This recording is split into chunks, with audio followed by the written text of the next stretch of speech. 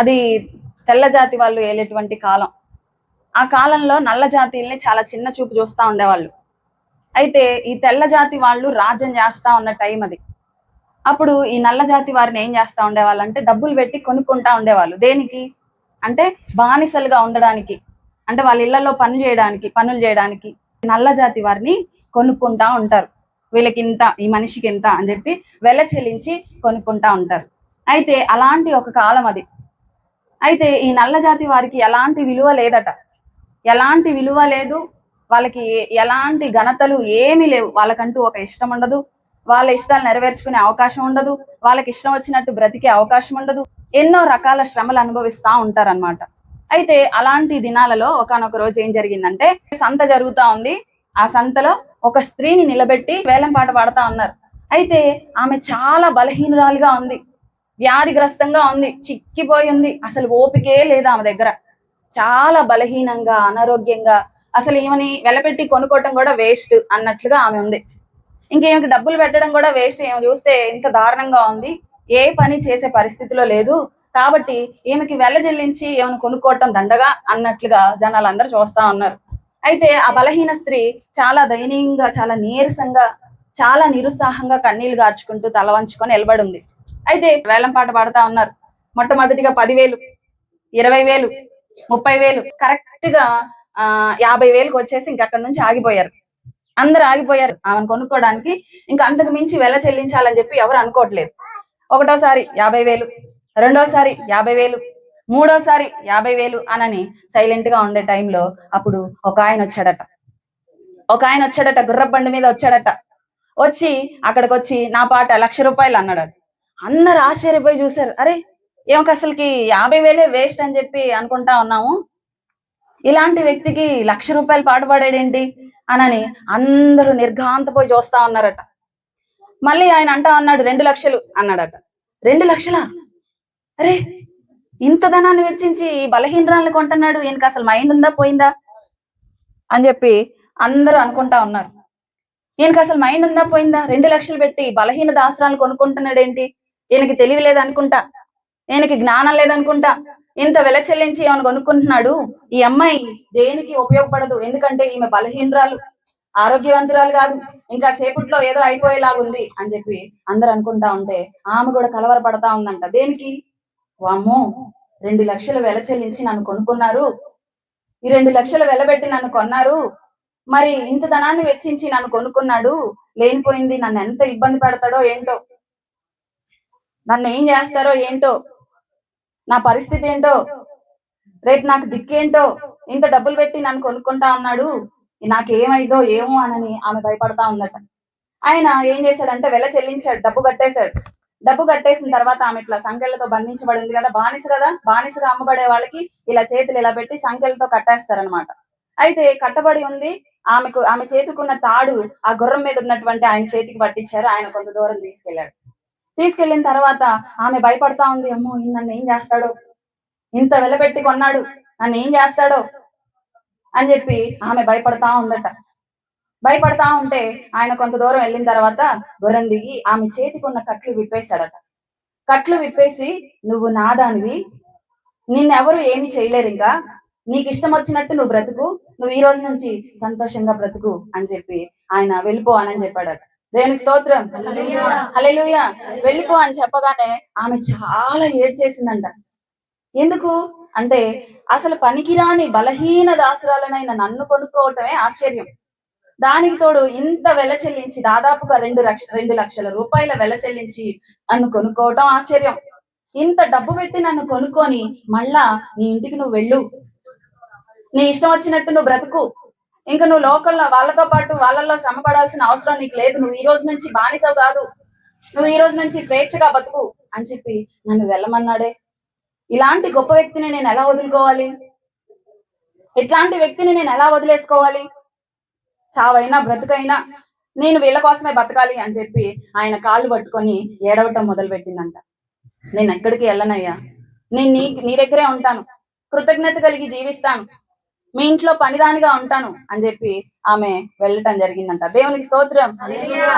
అలాగే ఈ రోజు సాతాను కూడా చాలా మందిని లోకంలో బంధించి పెట్టాడు. పాపంలో, లోకంలో, శాపంలో, లోకం అనే దాసత్వంలో బంధించి పెట్టాడు. అలా మనం పాపం యొక్క శాపాన్ని అనుభవిస్తూ, పాపం ఎప్పుడు కూడా మనల్ని ప్రశాంతంగా బ్రతకనివ్వదు. లోకం అంటేనే పాపం, లోకంలో ఉన్నదంతా పాపమే. అయితే అలాంటి పాపంలో పాపం యొక్క శాపాన్ని అనుభవిస్తూ చాలా శాపగ్రస్తంగా లోకం యొక్క దాసత్వంలో జీవిస్తున్నాం మనం. సాతాను కాడి కింద మనం జీవిస్తా ఉన్నాం. సాతాను గాడు మన చేతులకు బంధకాలు బిగించి మనల్ని వాడి ఇష్టం వచ్చినట్టు వాడు ఆడుకుంటా ఉన్నాడు. బానిసలుగా చేసుకొని ఏలతా ఉన్నాడు. మన జీవితాలు భ్రష్టు పట్టించాలని వాడు శతవిధాలుగా పోరాడుతా ఉన్నాడు. అయితే ఇట్లాగున్న జీవితంలోనికి ఒక రోజు ఒక అతను వచ్చాడు. ఆయన ఎవరో తెలుసా? నజరేయుడగు యేసుక్రీస్తు. లోకంలో, పాపంలో, శాపంలో జీవిస్తున్నటువంటి మన జీవితాల్లోనికి ఆ నజరేయుడగు యేసు వచ్చాడు. ఎందుకో తెలుసా? మనం లేఖనంలో చూద్దాం. లూకా సువార్త 19వ అధ్యాయము 10వ వచనము. లూకా సువార్త 19వ అధ్యాయము. నశించిన దానిని వెదకి రక్షించుటకు మనుష్య కుమారుడు వచ్చెనని అతనితో చెప్పెను. నశించిపోవలసిన దాన్ని వెదకి రక్షించడానికి దేవుడి భూమి మీదకి వచ్చాడట. లేకపోతే మనం ఈ లోకంలో సాతాను యొక్క కాడి క్రిందే నలిగిపోయి, చితికిపోయి, మన జీవితాలు పాడైపోయి, మన కుటుంబాలు పాడైపోయి, చివరికి శాశ్వత నరకంలోనికి వెళ్లాల్సిన పరిస్థితి ఏర్పడతా ఉంది. ఎందుకంటే మనం ఈ భూమి మీద శాశ్వతం ఉంటామా? ఒక మనిషి ఆయుష్కాలాన్ని మనం లెక్కిస్తే, ఒకవేళ బాగా ఎక్కువగా బ్రతికారు అంటే 100 అంటే 100 ఏళ్ళు అంటే గొప్ప అన్నట్టుగా. అయితే ఒక 100 లేదు, ఒక 120 లేదు, ఒక 60, 70, 30, 20 ఇలాగా మన జీవితంలో మరణం ఎప్పుడు, ఎక్కడ, ఎలా మనల్ని తటస్థిస్తుందో మనకి తెలియదు. తెలుసా? తెలీదు.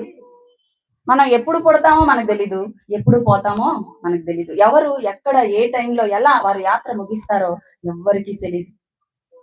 ఎందుకంటే మన జీవితం కొంతసేపు కనపడి అంతలోనే ఆవిరైపోయే బ్రతుకులు మనవి, అంతలోనే మాయమైపోయే జీవితాలు మనవి, నీటి బుడగ లాంటి జీవితాలు మనవి. అయితే ఇట్లాగా అశాశ్వతమైన జీవితం మనం జీవిస్తా ఉన్నాం. ఈ భూమి మీద ఎవరైనా గాని ఎంతకాలం బ్రతుకుతారు అంటే ఆటే కాలం ఈ భూమి మీద మనుషులు ఎవరు కూడా బ్రతకరు. ఏదో ఒక రోజు, ఎప్పుడో ఒక రోజు మన యాత్ర ముగించుకొని మనం వెళ్ళిపోవాల్సిందే. అయితే చచ్చిన తర్వాత ఏదైతే జీవితం ఉందో అది మనకి స్థిరంగా ఉంటది. మనం హైందవులుగా ఉన్నప్పుడు కూడా హైందవ గ్రంథాల్లో కూడా నరకం ఉంది, స్వర్గం ఉంది అని మనం నమ్ముతాం. అలాగే ఖురాన్ గ్రంథాన్ని గమనించినా కూడా వాళ్ళు కూడా నరకం ఉంది, స్వర్గం ఉంది అని నమ్ముతారు. బైబిల్ గ్రంథంలో కూడా నరకం ఉంది, పరలోకం ఉంది అని సాక్ష్యం ఉంది. అయితే ఈ రెండు ఉన్నాయి అనేది బైబిల్ గ్రంథం గాని, ఖురాన్ గ్రంథం గాని, హైందవ గ్రంథాలు గాని ఘంటాపదంగా సాక్ష్యం ఇస్తా ఉన్నాయి. చచ్చిపోయిన తర్వాత మనిషి ఆత్మకు చావు లేదు. ఈ భూమి మీద మనం చేసే ప్రతి చర్యకి లెక్క కట్టి రేపు మనకి జీతం ఇస్తాడు. అది మంచిదైనా చెడ్డదైనా ఏదైనా సరే మనల్ని దేవుడు జీతం ఇచ్చి, మనం ఒకవేళ పాపులుగా ఉంటే మనం నరకానికి వెళ్తాం, పుణ్యాలు చేస్తే స్వర్గానికి వెళ్తాం. అయితే ఈ లోకంలో గమనించినట్లయితే పాపం చేయని వారు ఎవరైనా ఉన్నారా అంటే అందరూ పాపం చేశారు. భేదం ఇవేమీ లేదు, అందరూ పాపం చేసి ఉన్నారు. అందరూ పాపం చేశాం, చిన్నదో పెద్దదో ఏదో ఒక పాపంలో అందరం ఓడిపోయాం. మనం ఎంతో మంది మీద చెడ్డ సాక్ష్యాలు పలికాం. అంటే ఒకవేళ ఏదన్నా ఒక రూమర్ వచ్చింది అనుకోండి, ఒక విమర్శ వచ్చింది, అది నిజమో కాదో ఏది పట్టించుకోకుండా మనం ఎదుటి వాళ్ళ మీద ఈజీగా రాళ్ళేస్తాం, ఎదుటి వాళ్ళని మనం ఈజీగా విమర్శించేస్తాం. ఇలాగా మనది కాని దాన్ని ఆశిస్తాం, అబద్ధాలు ఆడటమో, దొంగతనం చేయటమో, ఏదో ఒక మాట ద్వారా గాని, ఏదో ఒక నడక ద్వారా గాని, దేనిదో ఒక దాని ద్వారా మనం పాపం చేశాం. అయితే పాపం చేసిన వారందరూ ఎక్కడికి వెళ్తారు? నరకానికి వెళ్తారు. అందుకని సాతాను ఏం చేస్తాడంటే లోకంలో ఉన్న ఆకర్షణలన్నీ తెచ్చి మన ముందు పెట్టాడు. మన ముందు పెట్టి ఇదే శాశ్వతం, ఇదే స్థిరం, ఇక్కడే మనం ఉట్టిగట్టుకొని ఊరేగుతాం, ఇక్కడే నువ్వు ఇదే అనుభవించు. లోకంలో చాలా మంది అంటా ఉంటారు, చిన్న జీవితం, దాన్ని మనం అనుభవించాలి, వయసు ఉన్నప్పుడే మనం అన్ని అనుభవించాలి, ఎంజాయ్ చేయాలి అని చెప్పి చాలా మంది అనుకుంటా ఉంటారు. అయితే ఇది వాళ్ళకు కలిగిన ఆలోచన కాదు, అపవాది వాళ్ళకు పుట్టించే ఆలోచన. అలాంటి ఆలోచనలు పుట్టించి దేవ వ్యతిరేక క్రియలు మన ద్వారా జరిగించి దేవుడిచ్చే రక్షణ పొందుకోకుండా చేసి మనల్ని ఆరని అగ్నిగుండానికి చేర్చాలనేది వాడి కోరిక. కాబట్టి సాతాను ఏం చేస్తా ఉంటాడంటే మనల్ని పాపంలో బంధించి ఉంచాలని చూస్తాడు. శాపంలో బంధించి పెట్టాలని చూస్తాడు. ఈ పాపం యొక్క శాపం భూమి మీద మనం అనుభవించాల్సి వస్తుంది. భూమి మీద నుంచి తీయబడిన తర్వాత కూడా మనం అనుభవించాల్సి వస్తుంది. అయితే మిగతా హైందవ గ్రంథాలు కానీ ఏ గ్రంథమైనా సమస్య చెప్పింది కానీ సమస్యకు పరిష్కారం ఏ గ్రంథం కూడా చెప్పలేదు. కర్మలు చేసిన వాడు కర్మల ఫలం అనుభవింపక తప్పదు. నువ్వు కర్మలు చేసావా, నువ్వు పాపం చేసావా, నువ్వు పాపపు బ్రతుకులో బతికావా, అయితే నీ కర్మలు నువ్వే మోసుకోవాలి.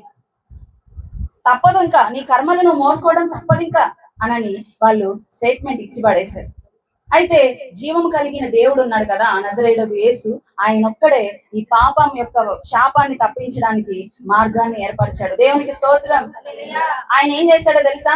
ఆయన పిల్లలు నశించుకోవడం ఆయనకి ఇష్టం లేదు కాబట్టి, ఇప్పుడు మన పిల్లలు ఏదైనా ప్రమాదంలో ఉంటే మనం సంతోషపడతామా? వాళ్ళకి ఏదైనా బాధ కలిగితే మనం చూస్తూ ఉండగలుగుతామా? ఒకవేళ ఉదాహరణకి ఇక్కడ ఒక టీవీ ఉండింది, వాడు బాల్ ఆట ఆడుకుంటూ ఒక బాల్ తీసుకొని కొట్టాడు, కొట్టగానే ఆ బాల్ తగిలి టీవీ పగిలిపోయింది. పగిలిపోగానే మనం ఏం చేస్తాం? పోనీలో చిన్నపిల్లోడు ఆడుకుంటా కొట్టాడు, పగిలిపోయింది అనుకుంటామా? అరే ఎవడ్రా మీరు ఇక్కడ ఆడుతున్నారు రోడ్ల మీద, మా ఇంటి దగ్గరకు వచ్చి ఆడి టీవీ పగలు కొట్టారు, మొన్న టీవీ కొనుక్కుంది, ఆ టీవీ ఎంతో తెలుసా? 50,000 అనని వాడిని కొట్టడానికి ప్రయత్నిస్తూ ఉంటాం. అందరు వచ్చి ఏమంటారు? కొట్టండి, అలాగే కొట్టాలి వాడిని. మొన్న మా ఇంట్లో కూడా బాల్ వచ్చి నాకు ఇక్కడ తగిలింది, వీడు కొడితే నాకు అక్కడ తగిలింది, ఇక్కడ తగిలింది, వీడి వల్ల అందరికి నష్టంగానే ఉంది, దారిలో తిరగాతి కావట్లేదు, వీడిని అలా కొట్టాలి, వీడిని ఇలా కొట్టాలి, బంగారం లాంటి టీవీ పగలు కొట్టాడు అని చెప్పి అందరూ అంటారు. కానీ సదరు తల్లి తండ్రి అంటారా? వాడు చేసింది తప్పే, పదే పదే తప్పే చేస్తున్నాడు, కానీ సదరు తల్లి తండ్రి ఏమంటారు?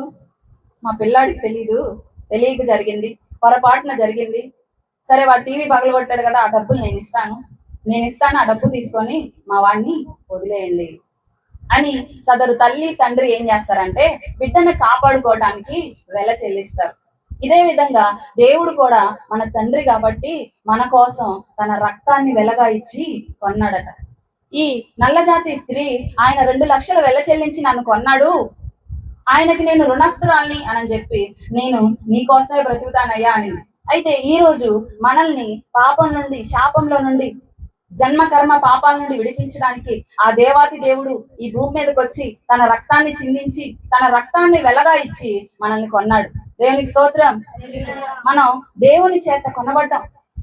ఆ అమ్మాయి ఎలాగైతే ఆ సంతలో ఒక దాసిలాగా ఉందో, కట్టబడిన సంకెళ్లతో ఒక దాసిలాగా ఎలాగైతే ఉందో, మనం కూడా అలాగే ఉన్నాం. అలాంటి మనల్ని ఆ నజరేయుడకు యేసు వచ్చి మన జీవితాన్ని రక్షించుకున్నాడట. దేవునికి స్తోత్రం. మనల్ని రక్షించడానికి ఆయన కూడా వెల చెల్లించాడు. ఆ వెల ఏంటిది అని అంటే ఆయన విలువైన రక్తాన్ని మన కొరకు చిందించి మనకి రక్షణ అనుగ్రహించాడు. రక్షణ నిర్లక్ష్యం చేసే వాళ్ళు ఉంటే వాళ్ళు ఈరోజు ఒక మంచి తీర్మానం చేయండి. దేవుడు, ఆ దేవాతి దేవుడు, ఆ నజరేయుడకు యేసు, ఆయన మన కోసం ఆయన సింహాసనాన్ని విడిచిపెట్టి, తండ్రి యొక్క కుడిపాస్యాన్ని విడిచిపెట్టి, ఆ మహిమను విడిచిపెట్టి, అమరత్వాన్ని విడిచిపెట్టి కేవలం నీ కొరకు నీ పాపం కొరకు, నిన్ను విమోచించుట కొరకు ఆయన ఈ భూమి మీదకి వచ్చి తన ఆఖరి రక్తపు బొట్టును కూడా నీ కొరకు చిందించి నీకు రక్షణ మార్గం అనుగ్రహించాడు. అయితే ఆ రక్షణ నిర్లక్ష్యం చేస్తే మనం తప్పించుకోలేం. ఇంత గొప్ప రక్షణ నిర్లక్ష్యం చేసిన ఎడల ఎలాగూ తప్పించుకొందువు? ఇంత గొప్ప రక్షణ నీ ముందర దేవుడు సిద్ధపరిచి ఉంచితే, రక్షణ ఇప్పుడే కాదు ఎప్పుడో, రక్షణ ఈ రోజు కాదు రేపు, రక్షణ ఈ రోజు కాదు ఒక 10 రోజుల తర్వాత, రక్షణ ఈ రోజు కాదు ఎప్పుడో అని చాలా మంది అనుకుంటారు. గతంలో ఒకసారి ఇలాగే ఒక మీటింగ్ జరుగుతా ఉందట. మీటింగ్ జరుగుతా ఉంటే 3 రోజులు ఉపవాస ప్రార్థనలు, యవనస్తుల కూడికలు, 3 days ఫాస్టింగ్ ప్రేయర్స్ లాగా పెట్టుకున్నారు. అయితే ప్రార్థన జరుగుతా ఉంది. ఫస్ట్ రోజు ఒక స్లిప్ ఇచ్చారంట అందరికి ఒక స్లిప్ ఇచ్చి, మీరు యేసును తెలుసుకున్నారా అని ఒక ప్రశ్న, తెలుసుకుంటే మీరు రక్షణ పొందారా ఒక ప్రశ్న, అయితే రక్షణ పొందలేదా, అయితే ఎప్పుడు రక్షణ పొందుతారు అని ఒక ప్రశ్న. ఇలాగ ఒక 3 ప్రశ్నలు స్లిప్ ఇచ్చారంట. అందరూ పిల్లలు వాటిల్లో ఆన్సర్స్ రాసేసి బ్యాగ్ లో పెట్టుకున్నారు. మీరు 3rd day రోజు అంటే 3వ రోజు మీ స్లిప్పులు ఇవ్వండి, మేము వాటిని చూస్తామని చెప్పి అందరూ అనుకుంటా ఉన్నారు. అందరికి స్లిప్లు ఇచ్చేసారు. అందరూ వాళ్ళ ఒపీనియన్ అంటే వాళ్ళ నిర్ణయాన్ని రాసుకొని బ్యాగ్ లో పెట్టుకున్నారంట.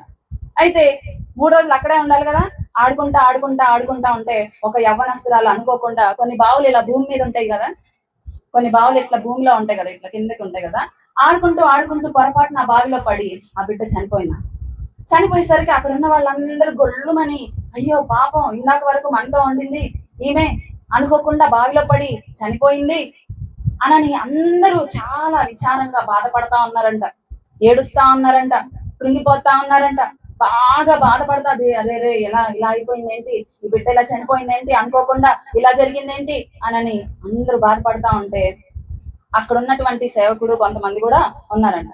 ఆ పక్కనున్న సహకారి సేవకుడితో ఎలా అంటున్నాడంట, అయ్యగారు మీరు స్లిప్ ఇచ్చారు కదా, అసలు ఈ అమ్మాయి రక్షణ పొందిందో లేదో, సడన్ గా ఇలా జరిగిపోయింది, ఇందాక వరకు బానే ఉంది, ఆడుకుంటా సడన్ గా బావిలో పడి చనిపోయింది, మరి ఆమె నిర్ణయం ఏమని రాసిందో, ఆమె అసలు రక్షణ పొందిందో లేదో మనం చూద్దాం అని చెప్పి తన బ్యాగ్ లో వెతికి ఒక స్లిప్ ని బయటికి తీసి చదివితే ఆమె రాసిందంట. ఏమనంటే, మీరు యేసుక్రీస్తుని తెలుసుకున్నారా అంటే తెలుసుకున్నాను అని రాసిందంట. అయితే మీరు రక్షణ పొందారా అంటే పొందలేదు అని రాసిందంట. అయితే మీరు ఎప్పుడు రక్షింపబడతారు అని అంటే, నేను ఈ రోజు కాదు, 3వ రోజు రక్షణ పొందుతాను, చివరి రోజు 3వ రోజు చివరి కూటంలో నేను రక్షణ పొందుతాను అని చెప్పి ఆమె రాసిందంట. దేవునికి స్తోత్రం, హల్లెలూయా. అయితే రక్షణ ఎప్పుడు? 3వ రోజు, 3వ కూటంలో, 3వ రోజు లాస్ట్ కూటంలో నేను రక్షణ పొందుతాను అని రాసిందట. అయితే 3వ రోజు తన జీవితంలో వచ్చిందా? 3వ రోజు చివరి కోటంలో తను ఉండిందా? లేదు. తను ఊహించలా అదే ఆఖరి రోజని ఆ అమ్మాయి ఊహించలా, అదే చివరి రోజని ఆ అమ్మాయి ఊహించలా. ఈ రోజు చాలా మంది ఎప్పుడో ఇంకా టైం ఉంది. కొంతమంది ముసలి వాళ్ళని కదిలిచ్చినా కూడా, అంటే వయసు అయిపోయిన వాళ్ళని రక్షణ పొందమ్మా అంటే ఇప్పుడే కాదయ్యా అంటారు కొంతమంది, టైం ఉందయ్యా అంటారు. అయితే టైం లేదు. మన జీవితం ఎప్పుడు ఎక్కడ ఎలా ముగిసిపోతుందో ఎవరికి తెలీదు. మరణం ఎప్పుడు ఎక్కడ ఎలా ఎవరికి తటస్థిస్తుందో తెలియదు. కాబట్టి ఇదే అనుకూల సమయం. ఈ టైం ఉన్నప్పుడే, ఈ విలువైన టైంని పోగొట్టుకుంటే మనం ఎప్పటికీ దేవుడిచ్చే రక్షణ పొందుకోలేము. శాశ్వత నరకానికి చేరతాం, ఆరని అగ్నిగుండానికి చేరతాం. అక్కడ అగ్ని ఆరదు, పురుగు చావదు, కాలేడి వారికి చావుండదు. యుగ యుగాలు, ఒక రోజు 2 రోజులు, ఒక నెల, ఒక సంవత్సరం, ఒక 10 ఏళ్ళు కాదు, యుగ యుగాలు ఆరని అగ్నిగుండంలో మనం యాతన పడాల్సి వస్తుంది. ఆ యాతన తప్పించడానికి, అలా నశించిపోకుండా ఉండడానికి, నశించిన దానిని వెదకి రక్షించడానికి దేవుడి భూమి మీదకి వచ్చాడు. ఈ రోజు ఈ కోటంలో ఆయన నిన్ను పిలుస్తున్నాడు. ఇక్కడ ఎవరైనా రక్షణ లేని వారు ఉంటే త్వరపడి ఆయన ఇచ్చే రక్షణ పొందుకుంటే నువ్వు శాశ్వత జీవాన్ని పొందుకుంటావు. ఎవరైనా ఇంకా రక్షణ పొందని వారు ఉంటే దయచేసి ఆలోచించండి. ఒక గొప్ప ప్రమాదం మీ కొరకు నోరు తెరిచి ఎదురు చూస్తా ఉంది. రక్షణ ఎప్పుడో అమ్మాయి పెళ్ళైన తర్వాత, అబ్బాయికి ఉద్యోగం వచ్చిన తర్వాత, ఇల్లు కట్టుకున్న తర్వాత, అప్పుడు దాకా నువ్వు ఉంటావో ఉండవో తెలీదు. ఈ రాత్రి నీ ప్రాణం దేవుడు అడిగితే నీ సమాధానం ఏంటిది?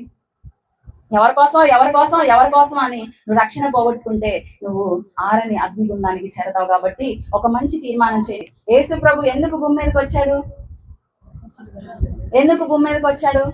నశించిన దానిని వెదకి రక్షించడానికి యేసుక్రీస్తు భూమి మీదకి వచ్చాడు.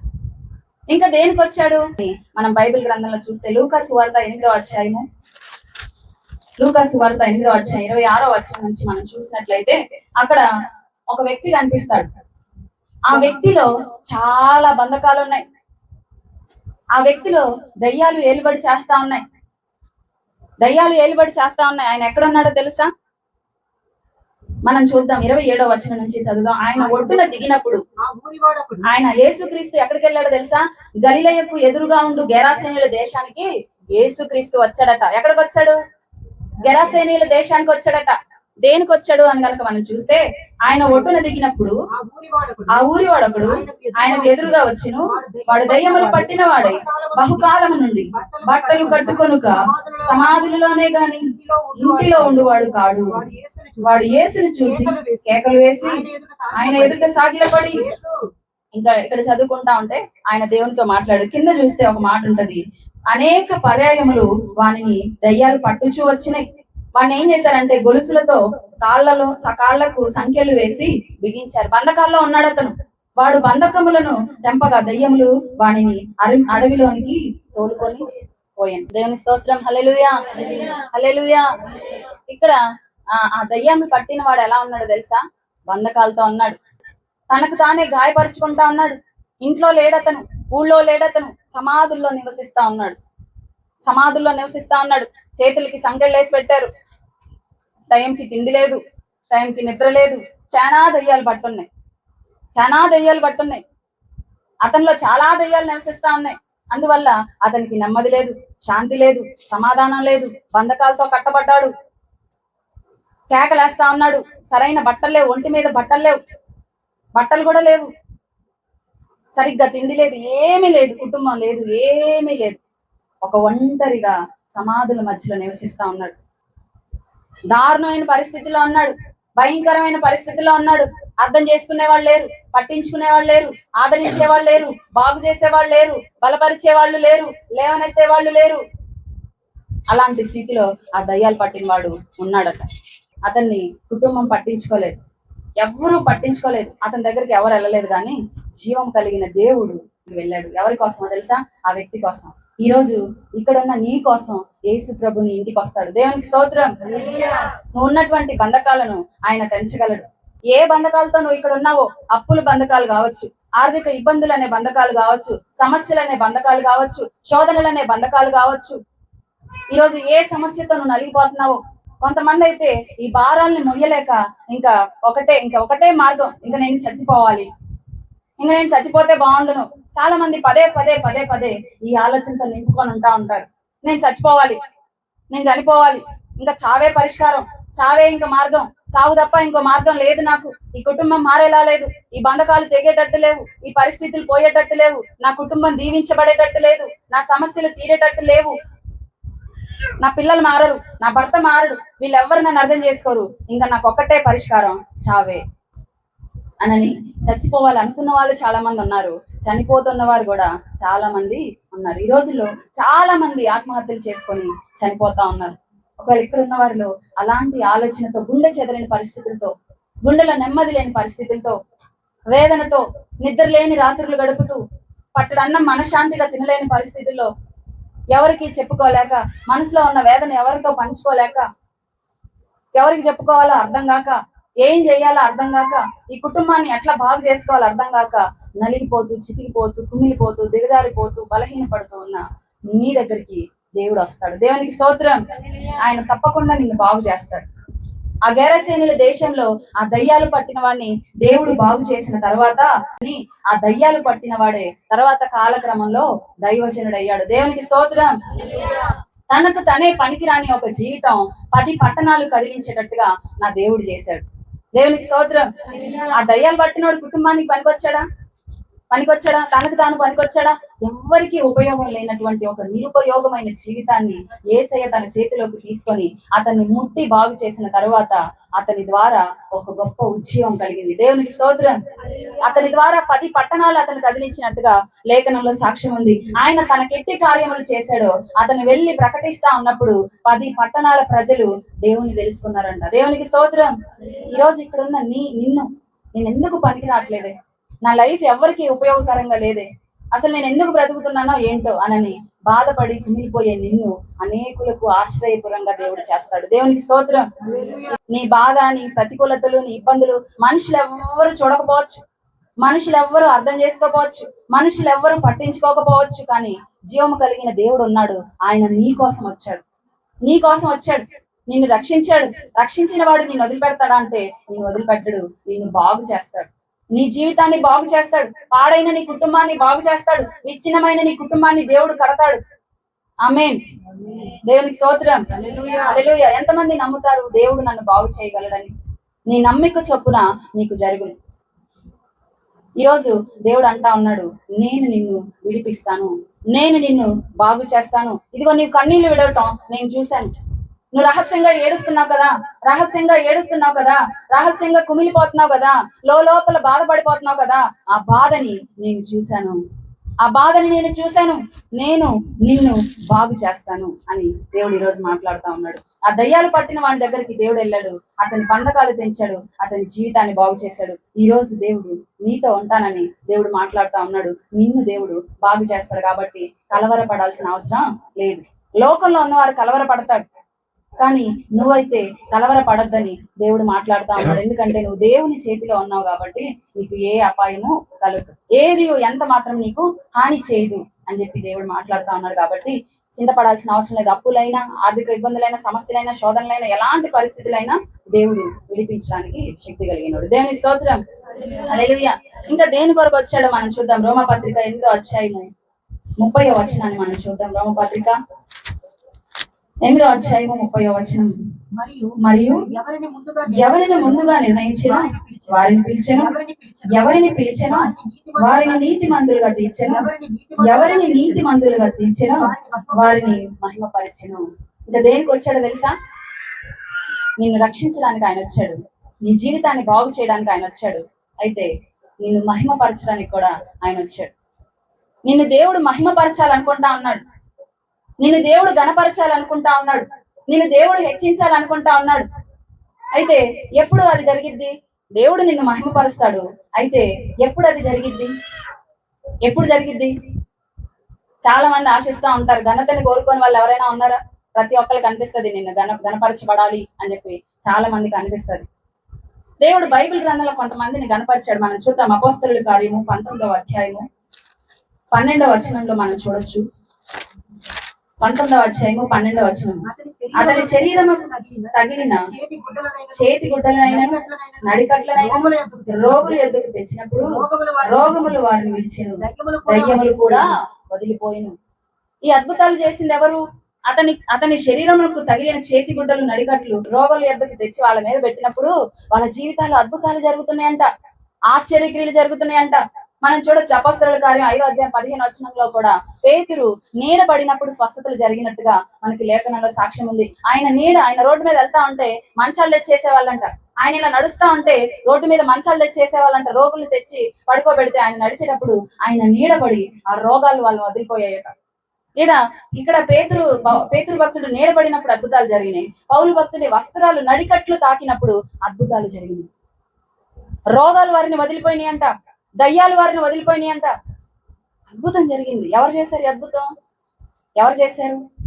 దేవుడు చేశాడు. మనం చూస్తే పాత నిబంధన గ్రంథంలోనికి మనం వెళ్తే అక్కడ నిర్గమాకాండంలో మనకు ఒక సందర్భం కనిపిస్తుంది. 14వ అధ్యాయం 16వ వచనంలో మోషేతో దేవుడు మాట్లాడుతున్నాడు. మోషే మోషే అని పిలిచి, నీవు నీ కర్రని ఎత్తి ఆ సముద్రం వైపు నీ చేయి చాపి దాని పాయలుగా చేయుము.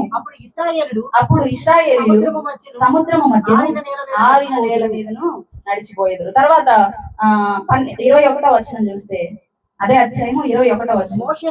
మోషే సముద్రం వైపు తన చేయి చాపగా యెహోవా ఆ రాత్రి అంతయు బలమైన తూర్పు గాలి చేత సముద్రమును తొలగించి దానిని ఆరిన నేలగా చేసెను. నీళ్లు విభజింపబడగా ఇశ్రాయేలీయులు సముద్రము మధ్య ఆరిన నేల మధ్యను నడిచిపోయి ఆ నీళ్లు వారి కుడి ఎడమ ప్రక్కలకు వారికి గోడ వలె ఉన్నాయంట. ఇక్కడ ఏం జరిగిందో తెలుసా? సముద్రం 2 పాయలు అయిపోయిందంట. సముద్రాన్ని చూసారా? ఎంత ఉంటది? కనుచూపు మేరలో నువ్వు ఎంత దూరం చూస్తే అంత దూరం నీళ్లే ఉంటాయి. అలాంటి సముద్రం వైపు మోషే మోషే నీవు నీ కర్ర ఎత్తి సముద్రం వైపు చూసి ఇట్లా చెప్పు అన్నాడు. అయితే మోషే చెప్పడం ప్రారంభించాడు. సముద్రం ఎప్పుడైతే మోషే ఆ పని చేశాడో సముద్రం పాయలైపోయింది. వెంటనే గాలి విసరడం మొదలుపెట్టింది. పెళ్ళ సముద్రం 2 పాయలైపోయి 2 గోడల్లాగా అయిపోయింది. మధ్యలో ఆరిన నేల మీద వాళ్ళు నడిచారట. ఎంత గొప్పోడు కదా దేవుడు. అయితే ఇక్కడ ఎవరికి మహిమ వచ్చింది? దేవునికి మహిమ వచ్చింది. అయితే ఎట్ ఎ టైము మనుషులకు కూడా మహిమ వచ్చింది. అవునా? ఇప్పుడు మోషే కర్ర చూపించి ఆజ్ఞాపించగానే సముద్రం పాయలైపోతే అక్కడ ఉన్న వాళ్ళకి ఆయన ఎలా కనపడతాడు? వామ్మో, అంత గొప్పవాడు, ఇతడు శాసించగానే సముద్రం 2 పాయలైపోయింది అని ఆశ్చర్యం కలగదా? ఇప్పుడు పేతురు భక్తుని నీడబడినప్పుడు అద్భుతాలు జరుగుతున్నాయంటే పేతురుకి మహిమ వస్తుందా రాదా? ఖచ్చితంగా మహిమ వస్తుంది. పేతురుకి మహిమ కలిగిద్ది, ఘనత కలిగిద్ది. ఆయన స్థానం ప్రజల్లో ఒక ఉన్నతంగా ఉంటది, గొప్పగా ఉంటది. ప్రజలు చాలా గొప్పగా అంటే దేవుని లాగా చూస్తారు. పౌలు నడికట్ల తాకితే అద్భుతాలు జరిగినాయి కదా.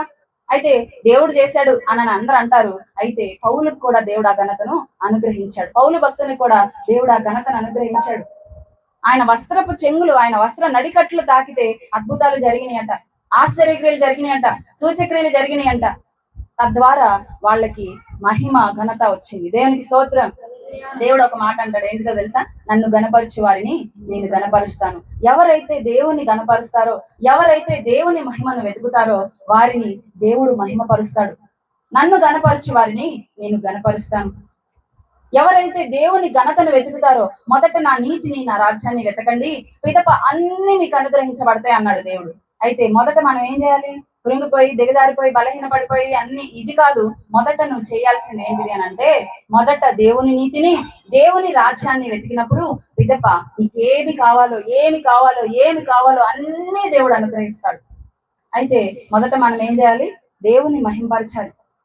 మనం దేవుణ్ణి మహిమపరచాలి. దేవుని మహిమను చాటే వ్యక్తులుగా ఉండాలి. దేవుని మహిమ మన సమాజంలోకి దిగి వచ్చేలాగా ప్రార్థించే వ్యక్తులుగా మనం ఉండాలి. గతంలో అపోస్తలులందరూ మేడగది పైన దిగి ప్రార్థిస్తా ఉంటే పరిశుద్ధాత్మ యొక్క శక్తి అగ్ని నాలుగోల వలె పిల్లుమని దిగొచ్చిందంట. ఆ తర్వాత అక్కడ చాలా మంది, దాదాపుగా 3,000 మంది రక్షణ పొందారు. ఆ తర్వాత వారి మధ్యలో వారు అలాగా ప్రార్థిస్తా ఉంటే అపొస్తలుల కార్యం 2వ అధ్యాయం 42వ వచనం నుంచి ఆ మాటలు ఉంటాయి. వారు అలాగా రక్షించబడిన వాళ్ళు ఏం చేశారంటే ప్రార్థన చేయడం ప్రారంభించారు, సహవాసంగా ఉండడం ప్రారంభించారు. వారు ఎప్పుడైతే దేవుని కొరకు బ్రతకడం ప్రారంభించారో దేవుడు వారి మధ్యలో కదులుతున్నాడు. అద్భుతాలు జరుగుతున్నాయి, ఆశ్చర్యక్రియలు జరుగుతున్నాయి, సూచక కార్యాలు జరుగుతున్నాయి. అనేక మంది రక్షణ పొందుతున్న వారు సంఘంలో చేర్చబడతా ఉన్నారు. దేవునికి స్తోత్రం. ఈరోజు ఇక్కడున్న వారు కూడా రక్షించబడాలి, ఇక్కడ ఉన్న వారి జీవితాల్లో కూడా అద్భుతాలు జరగాలి అనని ఎంతమందికి ఆశ ఉంది? నా కుటుంబంలో దేవుని కార్యాలు జరగాలి, అద్భుతాలు జరగాలి, ఆశ్చర్యక్రియలు జరగాలి, నా జీవితం బాగోవాలి అని ఎంతమందికి ఉంది అని అంటే కొంతమంది చేతులు ఎత్తారు.